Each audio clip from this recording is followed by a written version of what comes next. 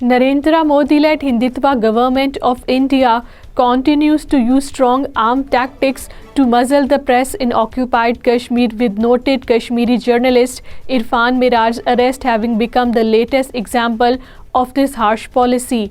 As part of its systematic crackdown on journalists, India's notorious National Investigation Agency arrested renowned journalist Irfan Miraj in Srinagar on 20th March 2023. The NIA in a tweet said the arrest took place due to Miraj's collaboration with the Jammu and Kashmir Coalition of Civil Society, an organization headed by the jailed Kashmiri human rights activist Khurram Parvez.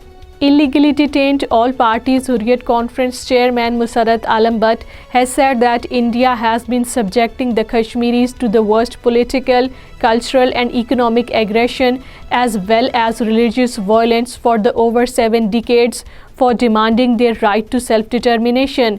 Musarrat Alam Butt, in a message from the infamous Tihar jail in New Delhi, said the martyrs of Jammu and Kashmir have sacrificed their lives for the sacred cause of freedom, and now it is the responsibility of the Kashmiri people to take their mission to logical conclusion. Indian troops have launched cordon and search operations in different areas of the territory to silence the ongoing voice for the right to self-determination. The troops launched search operations in different areas of Srinagar, Shopian, Pulwama, Islamabad, Kupwara, Baramulla, Bandipora, Jammu and Kachwa areas. 17 cattle were sheared alive in Rajouri district. According to Kashmir Media Service, officials said the cattle were sheared alive after a mud house was gutted in a fire in Manchkot area of the district. However, there was no human loss in this incident.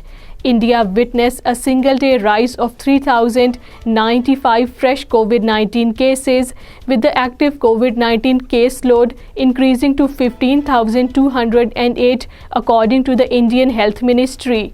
President of Azad Jammu and Kashmir, Barrister Sultan Mahmood Chaudhry, has urged the media and all political parties to play their role in highlighting the Kashmir dispute at the global level. Mahmood Chaudhry was addressing to the office bearers of the All Kashmir Newspaper Society in Islamabad.